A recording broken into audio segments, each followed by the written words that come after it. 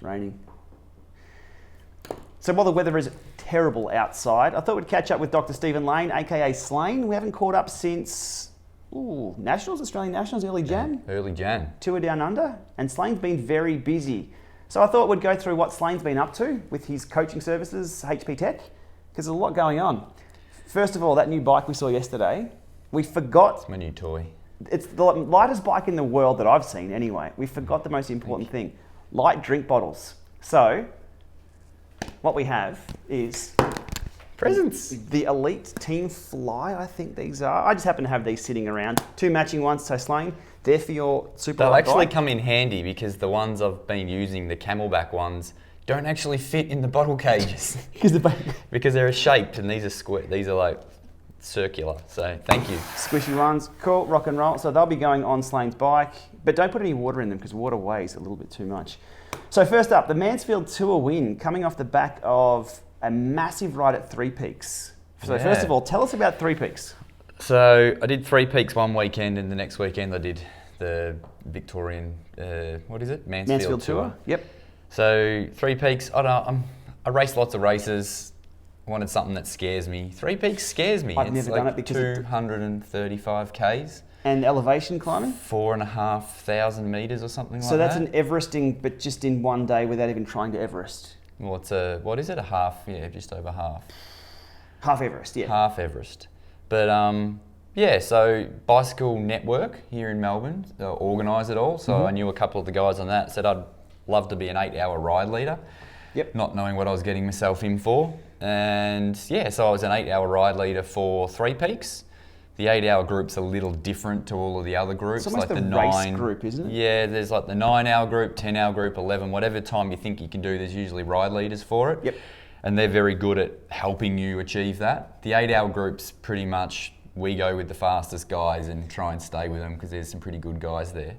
So I did a 7:45 for 235 Ks. 235 Ks over that distance. And so for those of us who are tracking power and into the training metrics, what's that in TSS?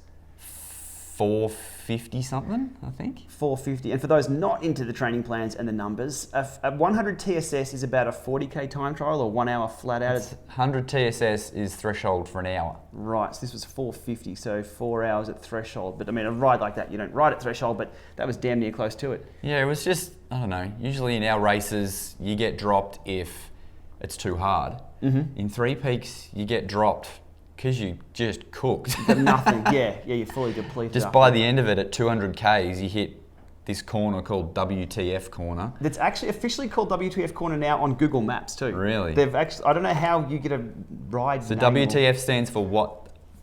It is brutal. You're in the middle of nowhere, no phone reception. It is the most remote location I've ever been on a bike. There's mechanics at the top of WTF corner. They need to be at the bottom. A few Ks up that have replacement cleats in their stock for people who have to walk up this thing. It's like an hour and a half climb, but the first part's probably 12-13% for probably about 40 minutes. Switchbacks, and then it gets, switchbacks aren't too bad. There's a little bit of respite going around switchbacks, and we'll talk about some virtual switchbacks in a second. But then it goes into this long, straight drag section as well, where you just feel the weight of everything you're carrying, plus it's just nasty. Anyway, good job on that. How did you... 7 hours 45 with about 4 minutes stopping time.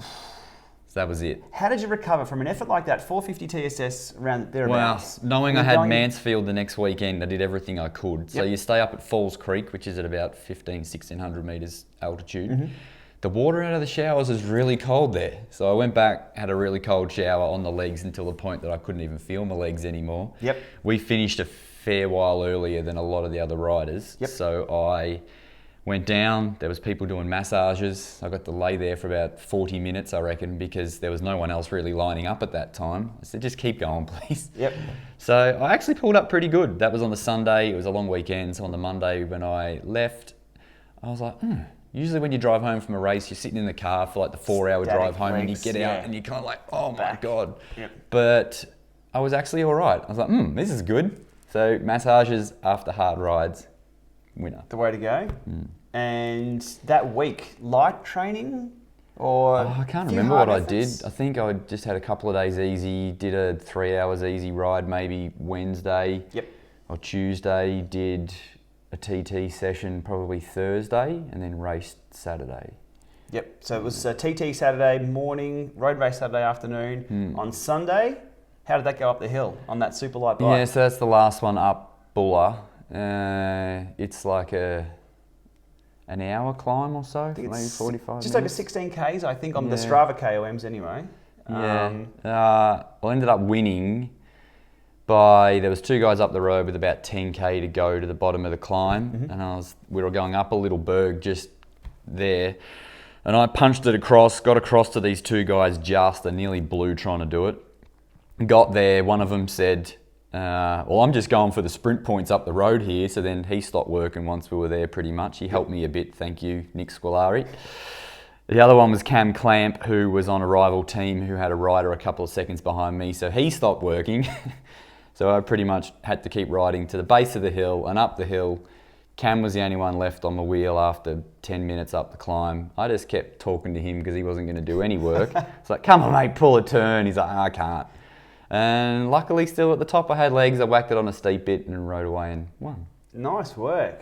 Absolutely flying. Now what's coming up next? That's two Next good is races, 2 really good rides. Not much. What do you mean what's coming up next? As in from here or after Race-wise, that? because the weather's closing in. Our summer road season is switching to for winter road season. me, I don't know. I'm a bit switched off at the moment. I've got the new TT bike. I'm just trying to go fast on that now. Lots of ergos. Coming soon, because we covered this Velo R5. Now we're covering the P3 very soon as well. We've shot that video. I'll put it all together. That's a very, very nice bike. But speaking of switchbacks, yesterday Slane rode Zwift Alpe d'Huez, or Zwift d'Huez, for the first time with the Kickr Climb and the Kickr 3 trainer. After doing about an hour at threshold on the TT bike in the morning. Stealing a few of my comms around here yesterday. Yeah. How did you find the, first of all, the Kickr Climb itself as an apparatus? I think I actually liked it. Yeah? I was Now, mid-session going, would I haven't buy talked it up. one of these? And people see how much money I spend on bike stuff. We and have. I was like, I'd probably get one of these. Now, I didn't talk it up to Slane at all, what the Kickr Climb was about. I just said, look, I'm just going to sit you on it, go. Because there's not a lot out there at the moment. Not a lot of people have given us their experience on it. So that's really good feedback to hear. Yeah, I didn't mind it. It was, besides when it went crazy and went to like, and I slid off the back of the saddle pretty much. It did go to maximum percent for a few sections. I had to come over and press the button again. It's running a beta firmware, the version that I have. So, but Slane was like, I'm going to I liked it. I liked the little bit of movement. It frees up the front end. Yeah. So there's a lot more to look into with the rocker Riding a plates bike and on an ergo with no wheels on it is kind of odd though. It looks strange, especially when you pull you just take your frame in group set and plonk. You think it's going to be unstable. How'd you find the stability? No, it was good. problems? I think the lack of stability kind of makes it feel better. Yeah. It does need that twisty component built into Yes. the bottom. You feel like you want to bunny hop it and just adjust it. Yeah. Because it feels like you twist a little bit sometimes. But other than that, I like it. And the climb itself, the virtual climb, you were doing some efforts up there. Is Alpe d'Huez really that easy? I thought it would have been harder. Easy? I haven't ridden the Come whole on. thing yet. I I've just only tapped gone up halfway. there. I got the comm jersey. 48 minutes, I think Slane did it in, so that's not bad at all. That wasn't going overly hard, but yeah, I don't know. I think you need the scenery to really replicate the graciousness of it. Plus, I'm at sea level here in Ballarat, probably makes it a bit easier. 350 metres. Oh, God. We're up there. We're at altitude, kind of. Probably negates that with the... No, it's not quite whatever the vert of Alpe d'Huez is. What does that go to? That'd have to be a few thousand metres or a few thousand feet for sure at the probably top. make it a bit harder. Good stuff. So it was good to put Slane on the Kickr Climb, on the big climb, and to get some feedback about that. So a bit of fun from Slane is the report we hear. Now, you've coached 2 athletes, well 4 now all up, to hour records. So most recently, it was Anna Davis and James Ogilvie. Tell us about their... Early March, for the last 6 months, they've pretty much been training for it. But at Disc, just down the road from me in Melbourne, the 7th or the 9th of March, relatively early in the morning it was actually. Anna broke her own record because she did it last year with me, and it was a stupidly humid day and it suffered a little bit and she wanted to do it again and set the bar as high as she could. Yep. So she broke her record by a lot. Now, she was in the Masters female 55 to 59? Yeah, I think she's 50 to 5, 59, I think. You'll have to excuse me, I can't remember how far she rode. So you focus on the details of the speed rather than the age group, yeah? Might have been 44, maybe? For the hour, on a track, Something about that. fixed gear, static position. Oh, and then James. James was the new one to it. He was probably a bit more stressful training for it and doing it because he is an absolute machine. He wanted to break the 35, 39 age group one, but also set the bar pretty high and pretty much try and go top 10 overall. So that's Wigo, Dowsett, Bobridge, everyone, Yenzi who's done it. I think Yenzi and Bobridge were sitting 9th and 10th at about 51 kilometres. Yeah, okay, yep. And James in training on a good day was doing pretty close to 51 kilometre schedule. But so he was on the day, we were like, sweet, this is going to be over 50, it's all good. On the day, it was a horrible day. A high pressure pattern came through. That's one thing I did check, because we've spoken about that before, the pressure system. So if you've got, look, I'm not a meteorologist, but I know if it's 1,020 hectopascals, is it? That's... Well, it was 1,026. It was like riding through soup on the day. So effectively more air. So from the way I understand it, and if any meteorologist is watching, he'll probably correct me on this. So a high pressure, there's more air above you effectively.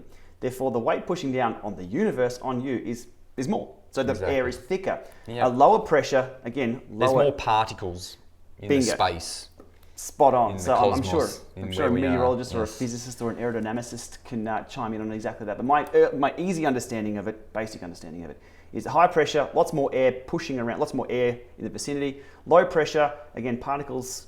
I mean, it might sound very small and like, what's it even matter? It does. You've got numbers on that? We have to change gears every time we do it based upon what the weather actually does. It can change your cadence versus power, or what is it? Power versus speed dramatically. And that's all at sea level as well. I mean, this is why a lot of people go to Mexico or to higher elevation to get that lower air pressure. Yeah. So yeah, working at sea level, you're at the mercy of Mother Nature, I guess. But they still did very well. How did James go with his? So he did 49.6, which is, I think, he's happy. He broke the record by a bit. But it would have been nice to see him do over 50 because he knows he can. But he's flying since then. He got 3rd at Oceania Elite TT Champs since which then. Is, Oceania is, well, effectively Oceania. So Australia, New Zealand, I think Guam are in there. Tasmania are involved. I think they're part of Australia, aren't they? Yeah, so it's a decent... So Hamish Bond, who won it, just got, I think, 3rd at... what did he get? Com Games. Okay, yep. I think that's right, yeah. So I remember seeing the name somewhere for sure. So James was 3rd in the Elites Oceania, so that was massive. And then he kicked my bum at Maryborough the next week. At the Vets event, I think, ripped that up with a 47, 48. Nearly caught me. I've been passed for a long time in a time trial and he nearly caught me. Well, you didn't get caught though. It must have been that new bike coming soon. We'll cover that. You've also had some success overseas with some of the athletes. Yep, so a couple of my, 3 of them probably. Cyrus, who won under 23 elite champs here. Yep. And then James Whelan, who got 2nd. They're currently overseas in Europe, racing for the Aussie national team, the under 23 team. James amazingly just won under 23 Tour of Flanders. So Baby Flanders. This is usually one of these indicator races of if you win that, you look back at the list as to who's won it and you're like, someone's going to give this kid a contract based upon that. Right. I didn't really understand the gravity of it at the time.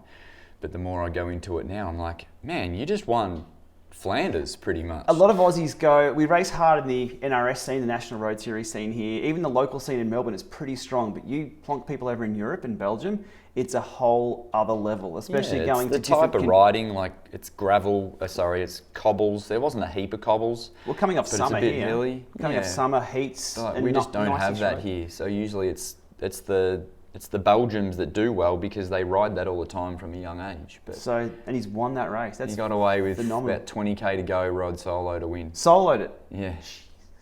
Nice cool. one. We'll have to search up some and replays then of that somewhere. Another young fella, Lionel Mordett, is over in the US now and just got 3rd at Tour of Joe Martin stage. Yep. And there's a little hilly one coming up. Oh, there's a massive berg. Steep one towards the end of the race, I think stage 3, which he's just been so pumped for because the kid's tiny and the steeper the berg, the better he goes. And Now, he popped up in a race recently. Was it a Sandown Crit or something? Like, I mean, these kids are so good. You put them in any scenario and they'll win. Like, even Brendan Canty was cleaning up at Hawthorn, which is usually a bit of a power climber. But again, once you're world class, you're pretty good at almost anything. Yeah. Nice one. So, something must be working with HPTek and the coaching side of things. It must be. It's been. I get emails probably due to a lot of it being on these YouTube channels, but I get emails every week now with new people wanting to come on board. I'm chockers myself with the amount of athletes I can handle, but I've got 3 other guys that help me now at HPTek. So HPTek Enterprise is expanding Pretty much, out. yeah. I feel like a real businessman. Awesome. Now, one thing I showed SLane this morning was the auto-syncing of TrainingPeaks. SLane assigned me a TrainingPeak workout to do later today in my TrainingPeaks. And I said, I think this how do I get this over onto Zwift? And I've covered this before early on when they first started implementing that tech for Zwift, but now it is just so simple. And SLane hadn't seen it before. So I've grabbed the workout, loaded up Zwift on the iPhone, and it's just there. My workout for today was there, and SLane's like, whoa, there's no manual exports, nothing. So with that, you've been thinking about doing some online coaching or some downloadable packages coaching? Once you get to the point where you can't take on, one-to-one athletes sort of thing, I'm like, what can I do next? And that's upscale. Yep. Try and make there's lots and lots of programs available on TrainingPeaks, and some of them are good, some of them are bad, but everyone has their different styles, and I probably should start putting some up, HPTek based stuff, make them erg files or things that people can upload to Zwift or TrainerRoad and follow a program. Right. So, I'm in for it. If anyone else is keen on something like that for some HPTek branded coaching, maybe we'll get SLane to do an hour coaching so we can practice our hour records up that Zwift Duez. Maybe even some crit practice, some TT stuff, some hill climbs. Let us know if you're keen on something like that. The workflow is very simple. It'll just be drag and drop assigned. I had a basic TrainingPeaks account, so I didn't have to pay for that. And then it was just drag and drop assigned or downloadable into my calendar. And then it just appeared in Zwift for today to do. So that's very simple. So let us know if that's something you're interested in. And we'll do another video on that, I guess, and link people up to the workflows. And we might put some testers out there. Yeah, I think coming into winter here now. We're looking at the rain outside. It's horrible. Yeah, it's pretty gross. Me making all these ergo-specific stuff works pretty well. So maybe if I'm making the stuff for my own athletes, we can share it around and see what happens. I'm in. Let us know if you are too. Okay, well, thanks for coming, SLane. We're going about to catch the end. We've got 14.4 Ks to go on the women's road race for the Com Games, and looks like the Aussies are going to do pretty well. So, SLane, you were one of the first people to comment on the video that I did for Mission Bicycles and the t-shirts. I bought 2 t-shirts, one for me, one to give away. I still haven't worn them. So the one for me, SLane. I get one. You get a t-shirt for coming on. Is it extra, extra small? It's just small, so you made a few donuts. Let me peel off the small sticker and the price. I need a new t-shirt. Probably because this is the same t-shirt I wore in the video yesterday when we filmed the bike. So clearly I need a new t-shirt. So SLane, here's the t-shirt. And with the magic of the internet, you're going to have to go put it on. I'll put it on. Ready? 3, 2, 1. Hang on, that didn't work. Okay, much better. And does it fit? Perfect. Brilliant. I'll get SLane to select a random commenter who I'll send out this other t-shirt that I said I'd give away. I get to choose. You get to choose. Look out to all you nasty people that spoke about my bike yesterday and didn't like it. There was 7 thumbs down. None of those will be getting a t-shirt. I'll get SLane to choose. We'll get SLane to comment on that video and select somebody who I'll send this t-shirt out to. Okay, thanks for watching, and we'll be back soon with SLane's TT bike. I'm keen to check that out from top to bottom. Thanks for watching. Thanks for coming, SLane. See ya.